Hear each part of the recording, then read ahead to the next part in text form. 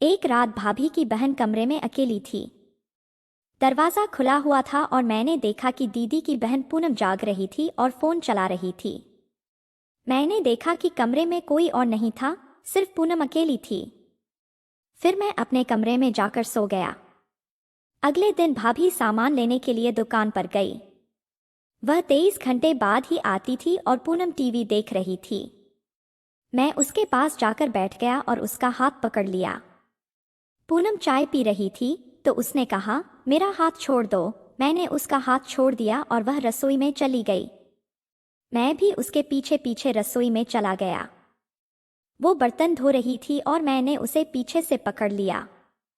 पूनम को थोड़ा अजीब सा लगा और वह साइड में हो गई। मैंने पूनम से कहा, पूनम, आई लव यू। मैं तुमसे बहुत प्यार करता हूँ। उसने भी मुझे हाँ कह दिया। मैंने उससे कहा, पूनम, चलो अपने कमरे में, और मैं उसके पीछे पीछे कमरे में चला गया। जैसे ही मैं उसके कमरे में गया, उसने कहा, दीदी कभी भी आ सकती है। तुम रात को मौका देखकर मेरे कमरे में आ जाना। मैंने कहा, ठीक है। मैं रात को तुम्हारे कमरे में आऊंगा। मैं रात होने का इंतजार करने लगा। जब सब खाना खाकर सो गए, मैंने भैया और भाभी का कमरा देखा। वे सो रहे थे। फिर मैंने मम्मी पापा का कमरा देखा, वे भी सो रहे थे। फिर मैं अपना कमरा बंद करके पूनम के कमरे में चला गया।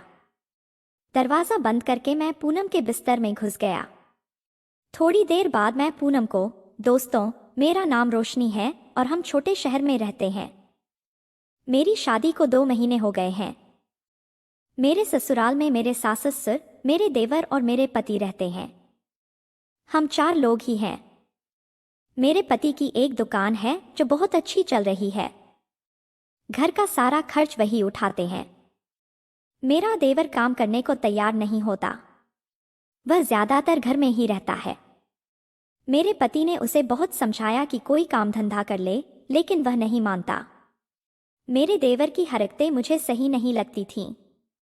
एक दिन वह अपने कमरे में किसी लड़की से फोन पर बातें कर रहा था। उसे पता नहीं था कि मैं घर आ गई हूं, क्योंकि मैं अपने पति के साथ दुकान गई थी। मेरे सास ससुर ऊपर धूप में बैठे थे और मैं अचानक ही घर वापस आ गई। जैसे ही मैं अंदर आई, मुझे किसी के बातें करने की आवाज़ सुनाई दी। जब मैंने जाकर देखा तो मेरा देवर किसी लड़की से फोन पर बहुत बातें कर रहा था।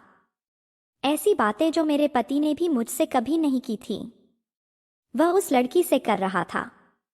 मुझे वह बातें सुनकर बर्दाश्त नहीं हुआ और मैं बाहर आ गई। थोड़ी देर बाद वह मेरे पास आकर बैठ गया।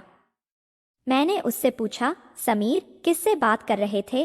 वह बोला, भाभी, तुमसे क्या मतलब? मैंने कहा, तुम इतनी खराब बातें कर रहे थे किसी लड़की से। वह बोला, भाभी, तुम्हें कैसे पता चला? मैंने कहा, मैं तुम्हारी बातें सुन रही थी। फिर वह बोला, भाभी, इस उम्र में मैं वो बातें नहीं कर सकता क्या? अगर कर भी ली तो अब क्या करूं? मैंने कहा, तुमसे बात करना बेकार है। मैं उठकर रसोई में काम करने चली गई और वह मेरे पीछे ही आ गया। आते ही उसने मुझसे कहा, भाभी, वैसे एक बात कहूं? आप बहुत सुंदर हो। मैंने कहा, थैंक यू, और फिर उसने मेरा हाथ पकड़ लिया। मैंने कहा, समीर, तुम क्या कर रहे हो? वह बोला, भाभी, मैं तो तुम्हारा देवर हूं। मैं तुम्हारे साथ मजाक भी कर सकता हूं और तुम्हें छेड़ भी सकता हूं, क्योंकि देवर भाभी का रिश्ता ऐसा ही होता है। मैंने कहा, रिश्ता एक हद में होता है। जैसा तुम कर रहे हो वैसा नहीं होना चाहिए। वह बोला, भाभी, प्लीज, क्या मैं एक हक नहीं कर सकता? मैंने उसे 23 बार मना किया, लेकिन वह नहीं मान रहा था। फिर मैंने उससे कहा, ठीक है, तुम अपने कमरे में जाओ, मैं तुम्हारे कमरे में आती हूँ, और मैं उसके कमरे में चली गई। मैंने उससे कहा, मैं सिर्फ आज का दिन तुम्हारे साथ बिताऊंगी, उसके बाद नहीं। उसने कहा, ठीक है। फिर उसने मुझे दरवाजे के पीछे खींच लिया और मुझे पकड़ने की कोशिश की। मैं किसी तरह उसके कमरे से बाहर निकल गई। इसके बाद मुझे समझ आ गया कि वह मेरे साथ क्या करना चाह रहा था, लेकिन मैंने उसे अपने मंसूबों में बिल्कुल भी सफल नहीं होने दिया। एक दिन मेरी छोटी बहन का फोन आया। उसकी उम्र लगभग 22 साल थी। वह कहने लगी, दीदी, मैं आपके पास 1 हफ्ते के लिए रहने आ रही हूँ। मैंने कहा, हाँ हाँ, क्यों नहीं, तुम आ जाओ। अगले दिन ही वह मेरे पास रहने आ गई। हम दोनों ने खूब बातें की। शाम हो गई और फिर हम रात के खाने का इंतजाम करने लगे। खाना खाकर हम सोने की तैयारी करने लगे। मैंने पूनम से कहा, पूनम, तुम इस कमरे में सो जाओ, यह खाली है, वहां बिस्तर भी लगा हुआ है, अपना सामान रख लो और वहीं सो जाओ। पूनम ने कहा, ठीक है दीदी। मैं अपने बिस्तर पर बैठकर मोबाइल चला रही थी और मैंने अभी दरवाज़ा बंद नहीं किया था। दरवाज़ा खुला ही था। थोड़ी देर बाद मेरी भाभी का देवर इधर उधर घूमने लगा और बार बार मेरी तरफ देख रहा था। मैंने सोचा शायद वह ऐसे ही टहल रहा है, इसलिए मैंने ज्यादा ध्यान नहीं दिया और फिर दरवाज़ा बंद करके सो गई। सुबह हुई और मैं थोड़ा लेट उठी क्योंकि मुझे कहीं जाना नहीं था, इसलिए मैं अक्सर घर में जल्दी उठ जाती थी। दीदी ने मेरा दरवाज़ा खटखटाया और मैंने उठकर दरवाज़ा खोला। दीदी बोली, उठ जाओ, दिन चढ़ गया है। देखो, मैं तुम्हारे लिए चाय भी बना लाई हूँ। मैंने पूनम के लिए चाय बनाई और टेबल पर रख दी। फिर मैंने पूनम से कहा, बाहर आ जाओ, ड्राइंग रूम में चाय रखी है। पूनम ड्राइंग रूम में आ गई और हम दोनों चाय पीने लगे। थोड़ी देर बाद मेरा देवर भी आकर हमारे साथ बैठ गया। वह बोला, भाभी, मैं भी चाय पीना चाहता हूँ। मैंने कहा, देख लो, शायद थोड़ी बची हुई हो, तुम पी लेना। वह रसोई में गया और चाय बनाकर ले आया। फिर हमारे साथ बैठकर चाय पीने लगा। देवर ने मुझसे पूछा, भाभी, आपकी बहन कितनी पढ़ी लिखी है? मैंने कहा, वह पढ़ाई करके घर में सिलाई कढ़ाई का काम करती है। इसके बाद मेरा देवर चाय पीकर बाहर चला गया। रात के 10 बजे मैं देख रही थी कि पूनम के कमरे के सामने मेरा देवर बार बार इधर उधर चक्कर लगा रहा था।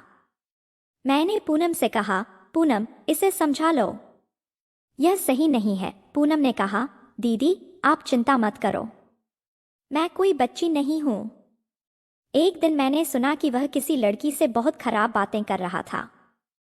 देखने में वह बहुत शरीफ लगता है, लेकिन असल में ऐसा नहीं है। पूनम ने कहा, दीदी, आप फिक्र मत करो। मैंने पूनम से कहा, पूनम, मैं तेरे जीजा को खाना देने जा रही हूं, तुम ध्यान रखना। पूनम ने कहा, ठीक है दीदी, आप जाओ। थोड़ी देर बाद समीर पूनम के पास आकर बैठ गया और टीवी देखने लगा। पहले वह दूसरे सोफे पर बैठा था, फिर वह उठकर पूनम के पास आकर बैठ गया और बोला, पूनम, एक बात कहूं, तुम बहुत सुंदर हो। क्या तुम्हारा कोई बॉयफ्रेंड है? पूनम ने कहा, नहीं, मेरा कोई बॉयफ्रेंड नहीं है, मैं इन चक्करों में नहीं पड़ती। इसके बाद पूनम उठकर रसोई में चली गई और बर्तन धोने लगी। तभी समीर भी उसके पीछे पीछे रसोई में आ गया और पीछे से उसे पकड़ लिया। उसने कहा, पूनम, तुम मुझे बहुत अच्छी लगती हो। पूनम को थोड़ा अच्छा लगा क्योंकि उसे आज तक किसी लड़के ने इस तरह छुआ नहीं था, तो उसने भी जवाब दिया, हाँ, मैं भी। समीर ने कहा, पूनम, बर्तन छोड़ दो और अपने कमरे में चली जाओ, मैं तुम्हारे पीछे आ रहा हूँ।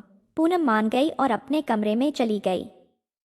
जब समीर कमरे में गया तो उसने दरवाज़ा थोड़ा बंद कर लिया और पूनम के पास बैठ गया। फिर वह उसके पास आने लगा।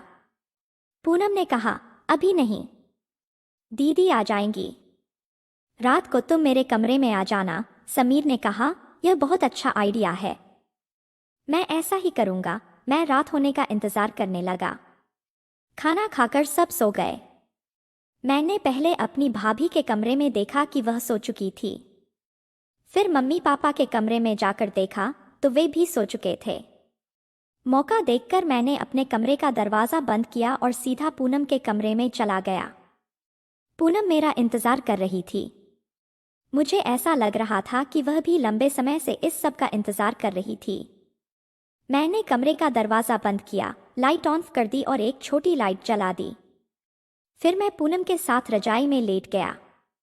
तभी पूनम ने कहा, समीर, जो करना है जल्दी कर, अगर दीदी जाग गई तो बहुत बड़ी दिक्कत खड़ी हो जाएगी। मुझे हैरानी हुई कि पूनम खुद मुझसे यह कह रही थी। मैंने भी देर नहीं की। 3 घंटे बाद मैंने पूनम से कहा, मैं कल रात फिर आऊंगा, और वह मान गई। फिर मैं अपने कमरे में जाकर सो गया। 34 रातें बहुत अच्छे से बीती। फिर एक रात जब हम दोनों बातें कर रहे थे, मेरी भाभी उठ गई।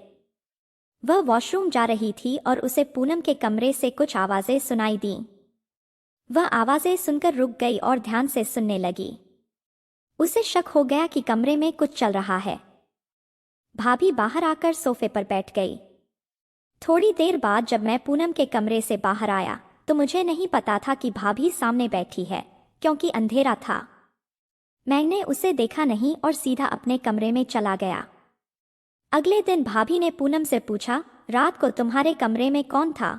पूनम ने कहा, कोई नहीं था दीदी। भाभी ने कहा, पूनम झूठ मत बोलो, मैंने सब कुछ देखा और सुना है। तुम क्या कर रही थी? पूनम ने कहा, दीदी प्लीज मुझे माफ कर दो।